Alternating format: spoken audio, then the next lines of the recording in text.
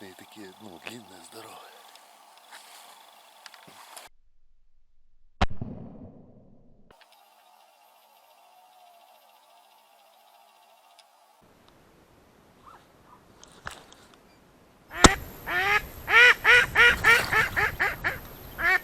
Слетай давай.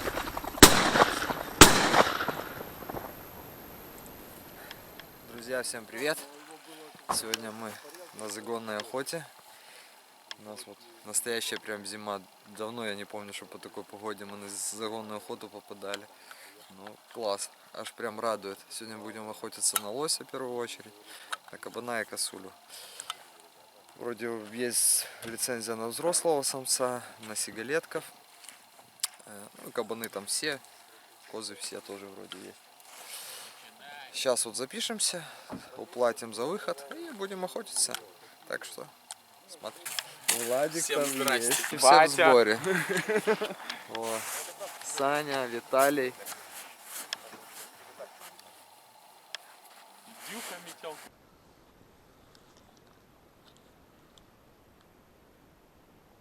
Ох, там бычара стоит. Хороший. И косули пошли по рапсовому полю прямо на вас.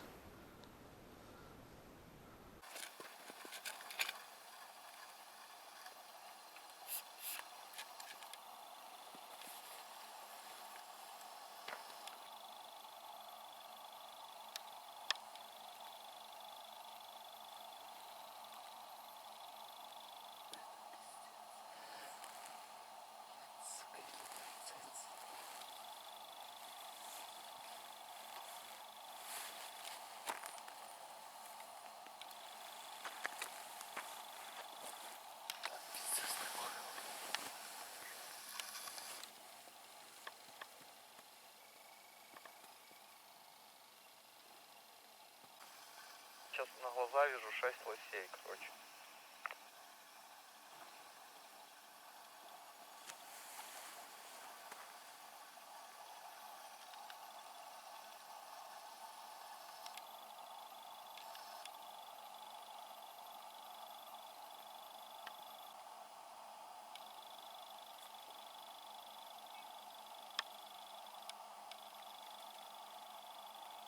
Точно у него 10 на 10, ну, просто, ага, они элитные такие, ну, длинные, здоровые. Приближаешь, видно чуть-чуть его, да? Ну, видно чуть-чуть, да.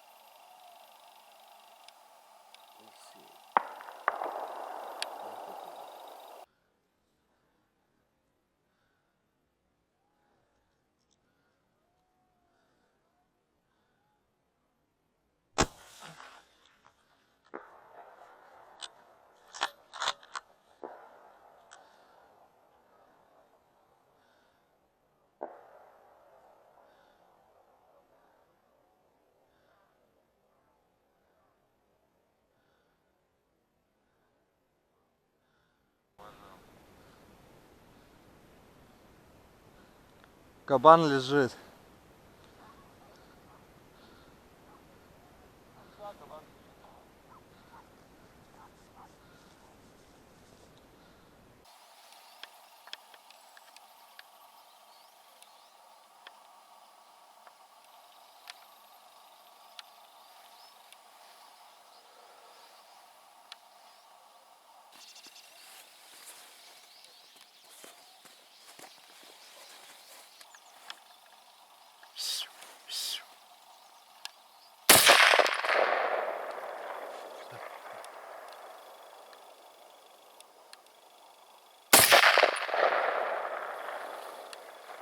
О, вторая. А что я по второй не стреляла, блядь? А,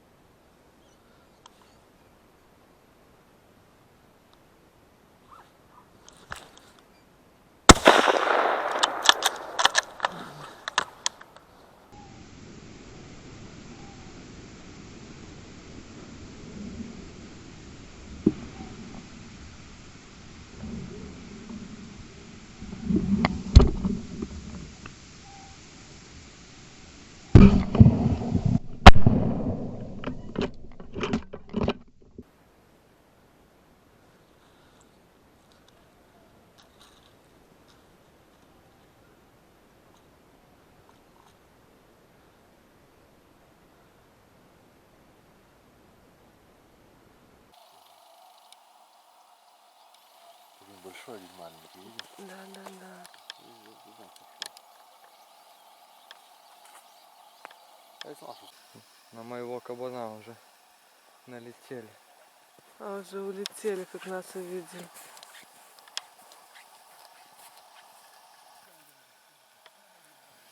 Ну что, друзья, вот это была загонка, столько зверя. Я вышел на номер и увидел сразу 6 лосей. Лосиха стояла, тут на поле. Лосиха стояла, 3 бычка, один очень хороший бычок. Ну, потом началась загонка, сразу косули выскочили. Так, первые стояли далековато, решил не стрелять, подумал, что может что-то подбежит поближе. Одна прибежала, ну, мазанул в общем. Не попал, ходил, смотрел, я потом кровь не попал. А потом слышу, собаки заработали. А, лиса еще выходила. Потом слышу, собаки заработали. Хорошо так держали. И ну, я тут стоял, мы 2 номера с этого стороны стояли, только с серым. Вот Оля с серым стояла. И тут, в принципе, у меня в эту сторону прострел был. Я побежал так, чуть думаю, сокращу дистанцию. Ну, хорошо, он сразу лег. Ну, с дамбы спрыгнул и тут чуть-чуть прокрутился и лег. И потом уже в конце, как я не знаю, как я по этому сигалетку промазал. Просто выскочили дальше корова с 2. Я смотрю на них, они как бы далековато и за деревьями. А потом выскакивает еще одна корова, и за ней сигалеток один. Ну я как-то не прицелился хорошо, сделал выстрел и промазал. Ну, в общем, сигалеток ушел. Ну, получается, стрелял по козам, кабанам и лосям. Все в одном загоне. Вот это загон. Ну, сикача трофея стрельнул. Ну, вот, отличный трофей.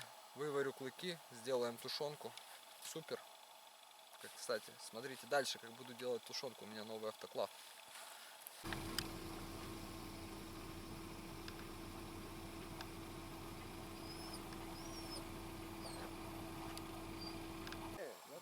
Кто со светом может есть?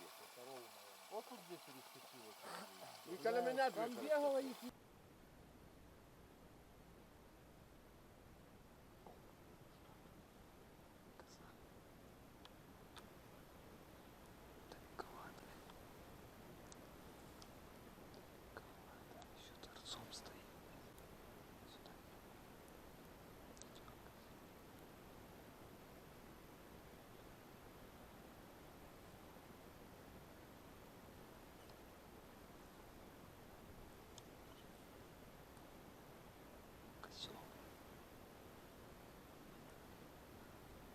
Козел.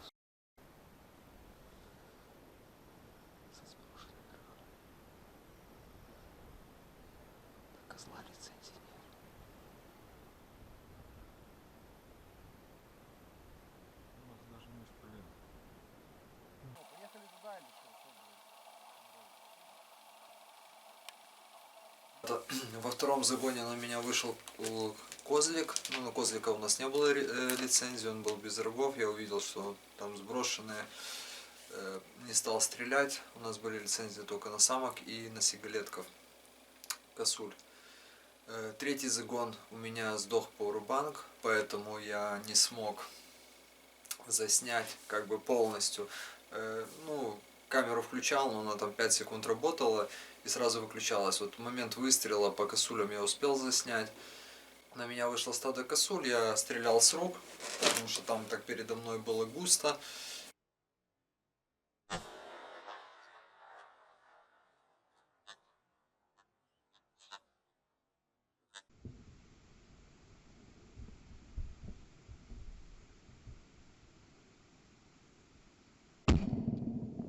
И потом еще с другой стороны вышел на меня еще один сигалеток, уже он был сам, тоже сделал выстрел, и он немножко прошел и лег там. То есть получилось у меня добыть 3 зверя, 2 сигалетка косули и кабана.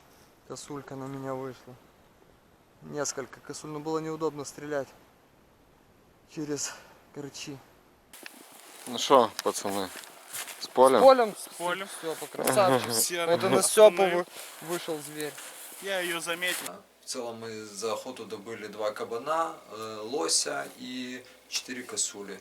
Вообще отличная охота получилась. У меня вообще первый раз такое в жизни, что в одном загоне на меня вышел и кабан, и лоси, и косули, и лисица. В общем, вообще просто вообще великолепная охота. Сейчас будем делать тушенку из этого кабана, все расскажу. Но перед этим вот у меня есть новая штука, тоже вам покажу. Еще хотел рассказать, спрашивают постоянно по ценам, чтобы не писать там каждому. Значит, косули у нас сигалеток 50 рублей, это белорусские рубли, но чтобы вам было удобнее считать, 1 доллар это 3 белорусских рубля. Сигалеток косули 50 рублей, самка 80, самец 100, трофей у нас был 160. Значит, лоси сигалеток 300 рублей, самец взрослый не трофейный 600, ну и трофеи там уже 1000 и больше 1000, там в зависимости от числа отростков. Кабан у нас вообще в Беларуси идет депопуляция кабана, то есть государство хочет и извести и уничтожить полностью популяцию кабанов. Раньше у нас вообще был отстрел на яму, то есть нельзя было забирать, сейчас сделали так, что можно мясо забирать.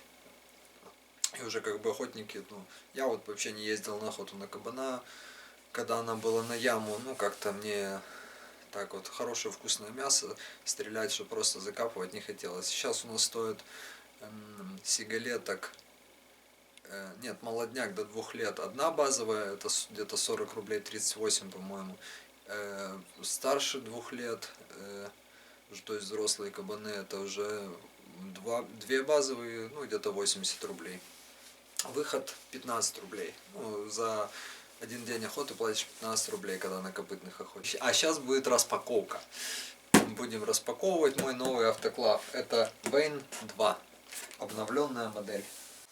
Так, ну что, давайте посмотрим, что тут у нас лежит внутри.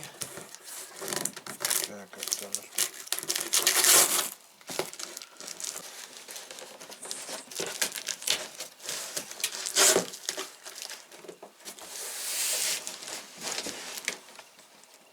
Что-то я неправильно. Ничего страшного. Ого! Красивенький, новенький. Вот так надо было сразу. Оп. Так. Это что у нас? Крышка.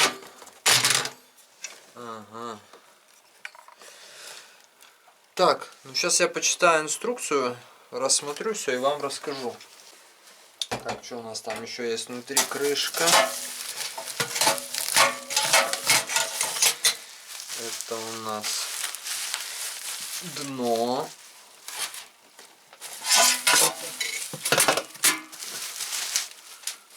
С перегородками. Ух ты, набор специй. Я уже замастерил тушенку. Ну ладно. Крышки пригодятся.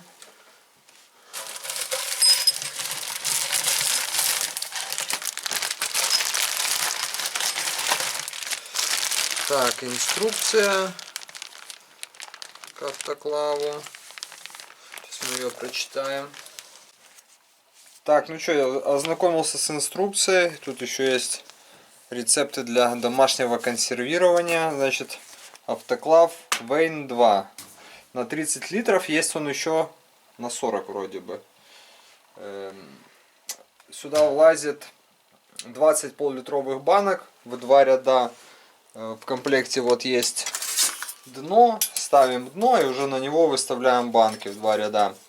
Выполнен он из нержавеющей стали IC304. Сам автоклав нормальный, компактный, красивый. Здесь у нас кран для слива воды. Очень удобная штука. Переходники, он может использоваться как перегонный куб. На крышке у нас клапан сброса давления. То есть на 1,5 бара, если больше 1,5 бар будет давление, оно само стравится, сбросится. Потом барометр. Барометр же правильно называется. И термометр. Все. Автоклав закипает, в рабочую температуру входит. Этот клапан поднимается. То есть все автоматически, ничего перекрывать не надо. Очень продуманно. Нормально, все, оно вот так вот раз поднимается и все. Сейчас загрузим туда тушенку нашу из сикача. Сейчас я расскажу, как я ее подготовил. Уже я тут подготовил, как раз 19 банок у меня получилось. Первым делом я порционно порезал все мясо.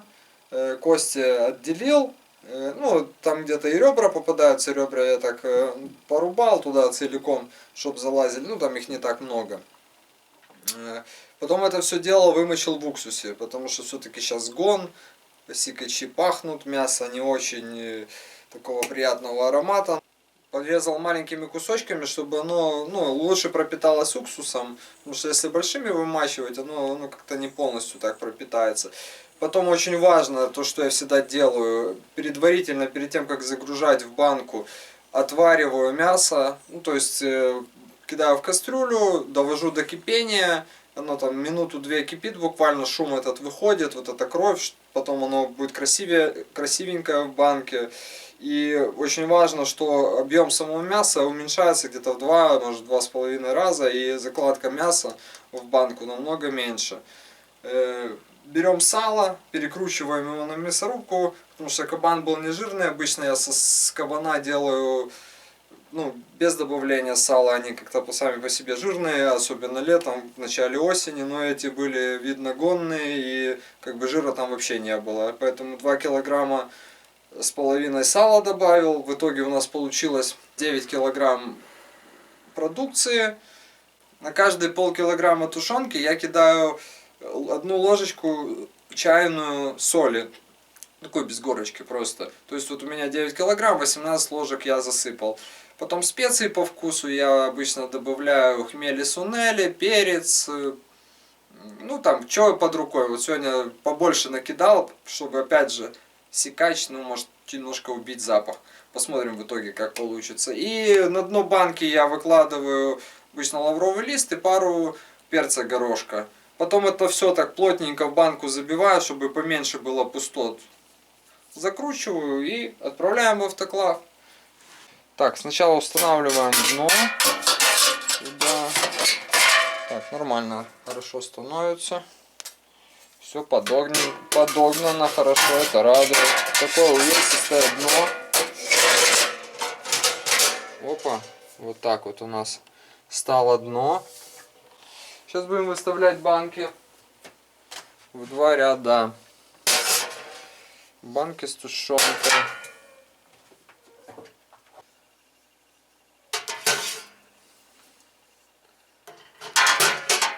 Так, банки я поставил, воды залил. В любом автоклаве нужно заливать воду, так чтобы было выше банок. Либо можно, конечно, готовить на пару, тогда она должна быть ниже банок, как раз вот под дно. И уже будет готовиться на пару. Будет быстрее, но чем мне нравится готовить не на пару, а вот именно водой, тем, что оно равномернее прогревается. И для мяса, мне кажется, это лучше. Хотя я, если честно, я в этом не особо эксперт.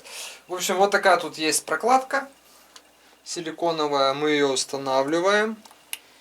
Я думаю, что вот так. Ну, точнее, я не думаю, я в инструкции посмотрел. Вообще, люди, читайте инструкцию.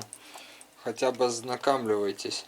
Наш термометр будет погружен в воду, касаться воды и будет корректно показывать температуру. Так.